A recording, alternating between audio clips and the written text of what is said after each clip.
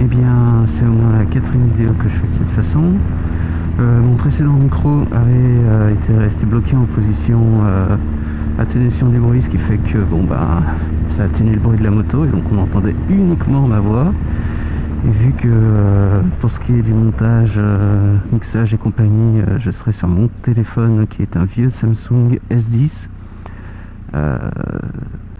autant dire que ce sera une vidéo non montée, de type vlog. Donc ce que je conduis, c'est une Honda CB1300 de 2010, 100 et quelques chevaux, je sais plus exactement, et un bon couple. Je me suis acheté également une Yamaha FJR 1300 parce que je trouvais que la Honda pour les longues routes avait un petit peu une protection au vent assez négligeable, et vu que des fois je serais amené à faire de la route Lyon-Paris, je voulais quelque chose de plus adapté, et puis aussi regresser la chaîne à chaque pluie, étant donné que des fois ça m'arrive de rouler sous la pluie. Enfin, je veux dire, j'ai pas de voiture, donc cette moto est la moto est mon unique moyen de locomotion. Enfin, hormis les transports en commun, qui peuvent être en grève, avoir des retards. Enfin, voilà quoi. Donc, cette moto, elle a une boîte 5. Au Japon, ils ont des boîtes 6. Si on voit le truc sur mon casque jaune et vert, c'est la marque des jeunes conducteurs au Japon. Alors je l'avais mis pour éviter de me faire embêter, parce que avec la conduite à gauche, et puis c'est une conduite un peu différente, un peu plus cool qu'en France. Enfin, je voulais pas que si jamais je me trompais de sens à un moment, ou me faire trop embêter par les autres usagers. Donc quand je suis rentré du Japon, j'ai voulu retrouver les mêmes sensations que quand j'étais en voyage. Et vu qu'en France, en fait, ce modèle s'est arrêté,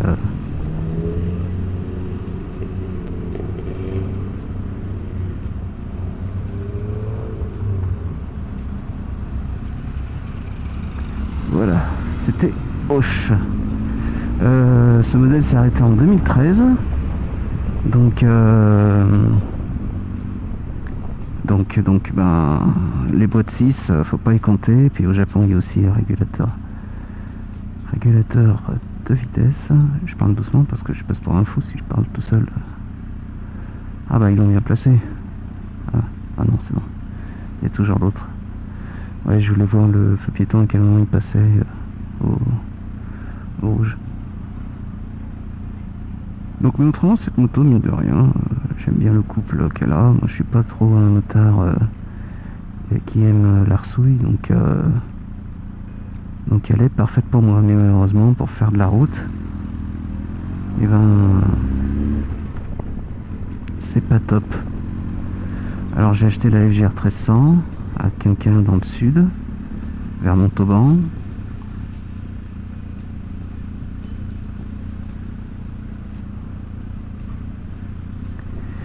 Et donc c'était une Ultimate de 2021. Je me dis comme ça au moins, niveau critère 1, tout ça, je suis tranquille.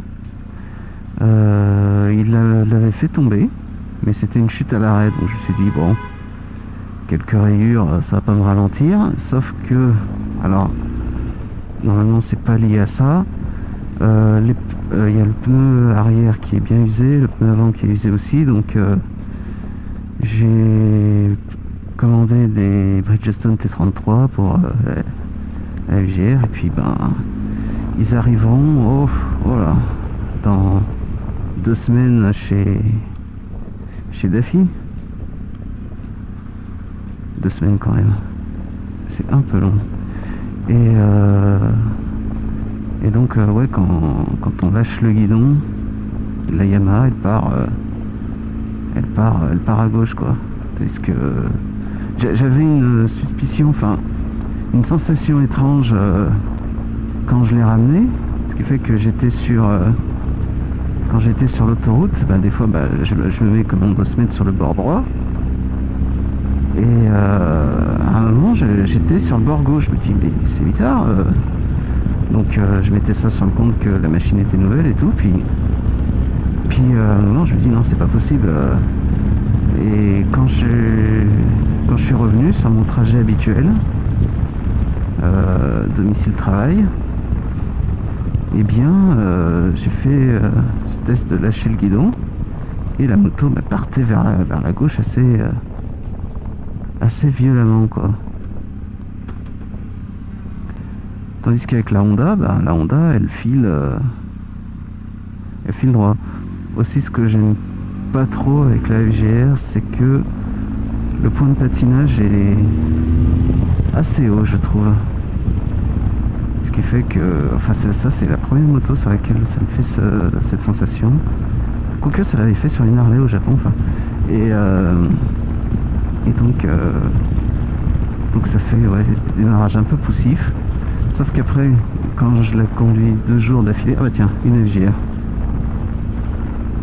Sauf que quand je la conduis 2 jours d'affilée, après avec la Honda, je fais des démarrages un peu trop brutaux. Donc bon. Voilà. Mais pour en revenir à la Honda, ouais, c'est une moto que j'aime bien. Et je crois qu'en fait, ça me serait revenu peut-être moins cher d'acheter une bulle un tout petit peu plus haute et de lui mettre un déflecteur. On va en voir une passer là de FGR 1300. Moi la mienne elle est noire, donc c'est une Ultimate de 2021. Mais elle est bien la FGR parce que y a un cardan et puis au début je voulais m'acheter une K1600 de chez BMW mais c'était assez cher.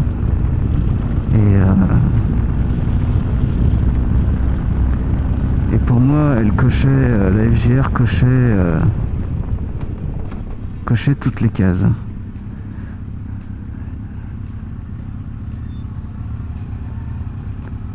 Ah, elle est 2 minutes. Elle a toujours l'affiche. Ah. Comment? C'est CB 400. Ouais. Quelle année il est celui-là? 2010. Ouais, elle est pas mal. Ouais. J'ai acheté la même de 2021. Ouais. Elle tire pas à gauche quand... Non, ça va. Ah, la mienne elle tire à gauche. Oh.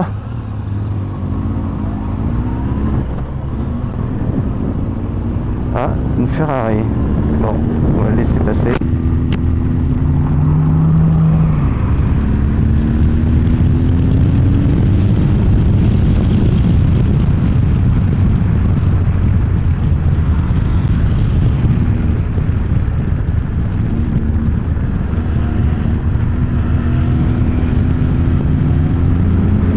Alors, normalement, le radar qui est à côté ne flash pas la voie d'en face. Le radar il est au fond là-bas. Oh, pas mis les feux. Et donc c'est en sortie qu'il faut faire gaffe. Je disais, ouais, donc la personne là, je sais pas si on a entendu, elle trouvait la moto propre. Après cette moto, elle a l'air propre, mais elle n'est pas propre. Elle a le plastique arrière, de la selle arrière qui est un petit peu pété. Pas trop, ça se voit pas au premier abord. Sûrement parce que l'un des précédents propriétaires, c'est une 3e main je crois, 4e avec moi, a dû mettre quelque chose de lourd sur la selle passager, et puis quand il y a un dodan, elle craque. Bon, c'est bref. Et aussi il y a le carter avant gauche qui... ah mais je sais même pas si on voit là. Quoique... La caméra c'est une Insta360 X5 mais pour passer en mode basse luminosité faut appuyer, c'est pas automatique, ça c'est un petit peu dommage. Faudrait que je regarde les options. Enfin en tout cas le carter gauche il y a un petit truc de cassé, ce qui fait que quand il faut changer, il plaque pas. Et donc je crois qu'il y a un petit peu plus d'eau que la normale qui peut s'infiltrer. peut s'infiltrer. Ah, ça y est, le radar, on va bientôt l'atteindre. De toute façon, dans une ville qu'on connaît pas, quand on voit les gens ralentir d'un coup, là voilà, il est là. Hop, et on passe. Ouais, bon, de toute façon, avec les 3e, 4e mains, c'est des choses auxquelles il faut s'attendre. Hein. C'est comme la personne qui a mis les poignées chauffantes, il a branché le fil d'alimentation des poignées chauffantes à l'arrière de l'ampoule, de l'ampoule du phare, quoi. Ce qui fait que pour retirer l'ampoule, quand l'ampoule a grillé, que je l'ai changé, ça a été extrêmement, ça a été pénible, quoi. Donc voilà, c'est les aléas de l'achat d'occasion. Et il y a quoi encore?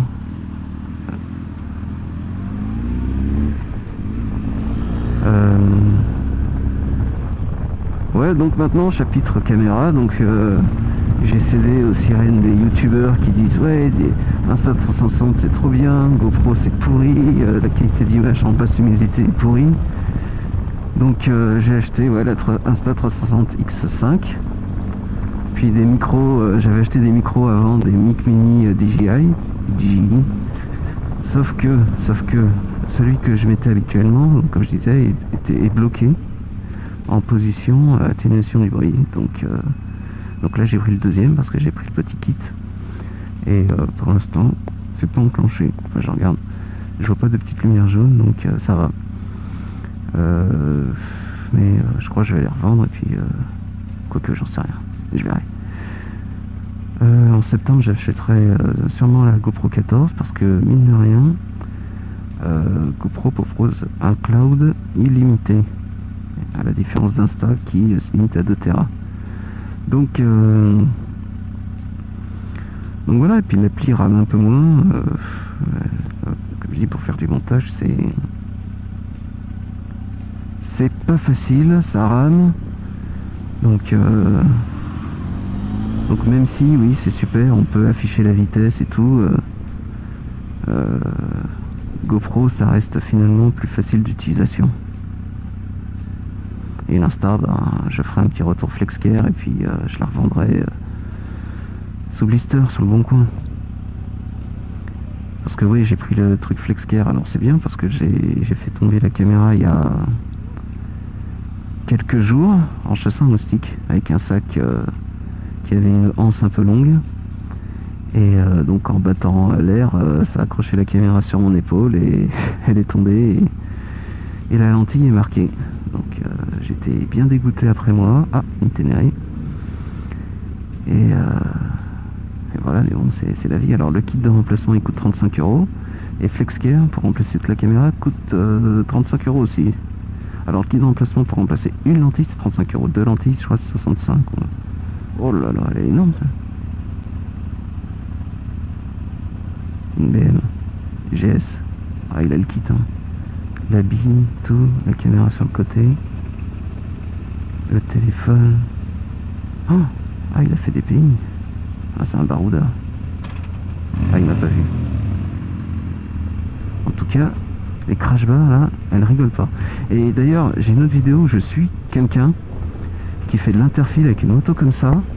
Bah, franchement, ça a été une leçon d'interfile parce que moi, j'ose pas forcer le passage et le type, il avait ça et il passait, quoi. Donc, comme quoi, bon, c'est une question de volonté. Après, comme je dis, j'aime pas forcer le passage, donc voilà, avec la FJR et les valises, ça m'impressionne un peu. Lui, c'est encore plus large. Ah, j'ai cru qu'il voulait tourner. Donc, ça m'a impressionné. En tout cas, ouais, c'est un vrai baroudeur.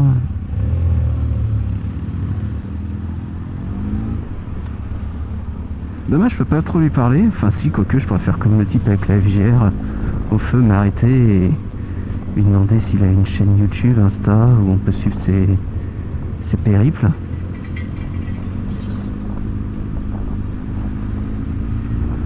Hop, un petit signe. mis de la pâte au cas où. Bon, il a pas répondu, c'est pas grave, hein, vaut mieux qu'il se concentre sur sa conduite. Hein.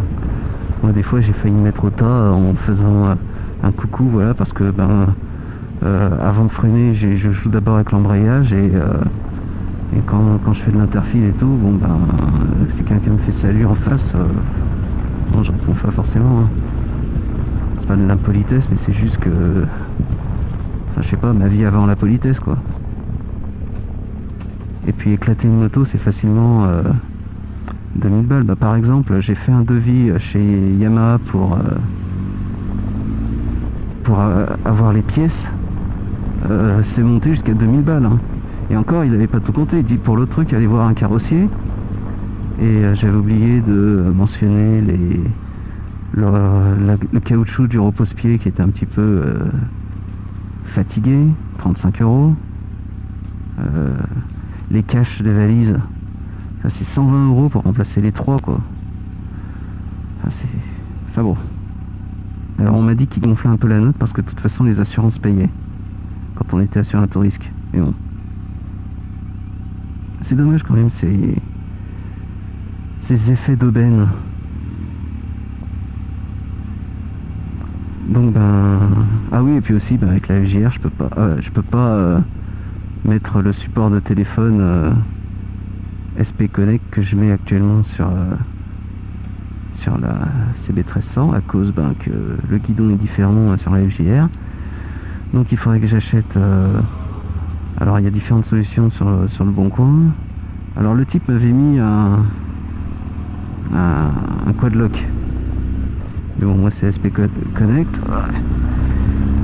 Et donc soit j'achète un autre SP Connect, soit j'achète une adaptation, une petite barre qui se met près des bocaux de liquide de frein ou d'embrayage. Je verrai. Mais bon, ça refroidit un peu ces petites péripéties. Et c'est fou, ouais, comme les prix grimpent vite, quoi. Je veux dire, une petite chute à l'arrêt, c'est quelque chose qui normalement ne devrait pas marquer une moto. Enfin, pas trop, quoi. Elle a des crash pads. Ah oui, d'ailleurs, les crash pads, 300 et quelques € le crash pad.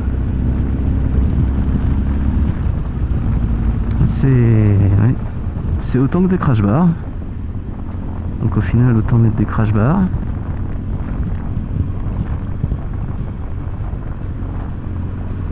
Même si dans les crash bars, on s'éclate un peu les tibias.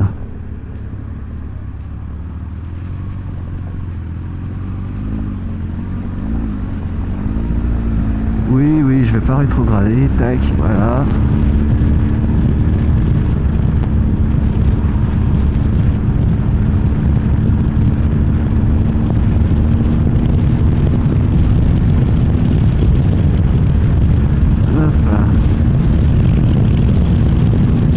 Ah, j'ai oublié de mettre la télémétrie. Voilà. Eh ben tant pis pour moi, vous ne saurez pas à quelle vitesse je vais, ni le nombre de G que je prends. Non, bah, tant pis, hein, ce sera pour une prochaine. Il y a d'autres vidéos que j'ai enregistrées que je mettrai peut-être sans montage. Donc ouais, ça risque d'être un petit peu embêtant, mais bon. À la limite, je peux me servir de YouTube comme d'un cloud. Certaines vidéos, je les mettrai en non répertorié. Il y a des vidéos que j'ai toujours sur le compte de GoPro, le cloud de GoPro, qui sont, par exemple, il y a une vidéo où je roule dans Okinawa. Bon, voilà, donc je roule avec une Harley. J'ai détesté cette Harley. Donc voilà, je mettrai ça et puis ça sera très bien.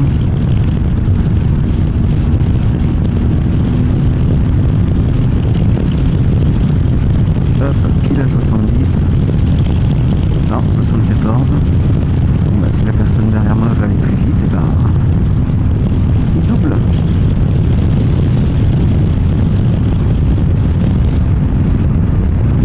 Voilà, donc il y a un peu plus de bruit qu'avant, mais au moins on entend le bruit du moteur. Alors là, je me suis pris un peu trop tard. Je voulais aller chez Suzuki essayer les dernières GSX 8T, je crois. Enfin, les Neo Rétro. Bon, ce sera pour une prochaine fois, hein, 17h35. Il ferme à 10h.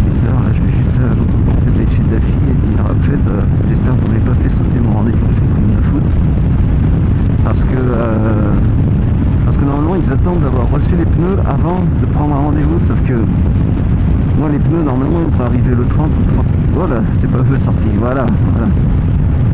Le 30 ou le 31. Et donc ce qui m'embêterait c'est que ils attendent le 31 mais que le 31 mon rendez-vous du 9 août était pris par quelqu'un d'autre et que moi ce soit on peut vous prendre le 25 août. Ok, d'accord. Donc voilà, ça refroidit un peu. Je pense que j'aurais peut-être dû prendre ces pneus chez quelqu'un d'autre. Je peux citer le site, d'autres sites de vente. Mais un petit peu refroidi.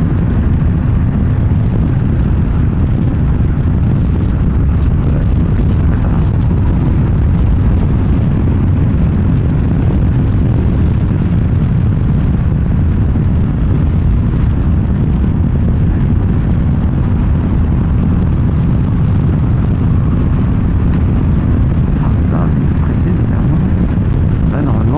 C'est 50, je dois ralentir. Sauf que si je ralentis, le type il est ouais, 30 secondes.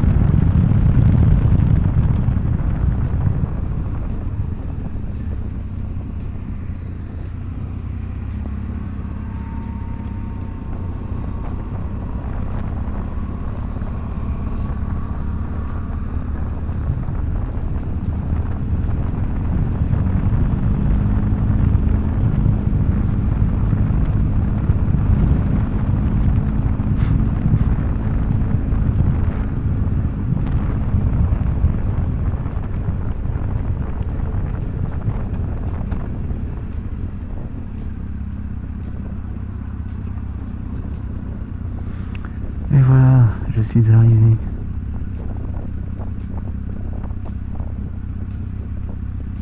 Je sais pas où je vais me mettre. Tiens, je vais me mettre à côté. Ah, il est bien garé, lui.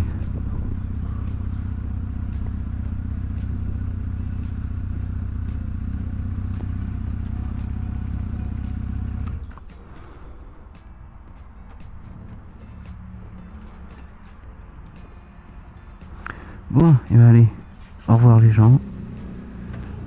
Je ferai peut-être une vidéo.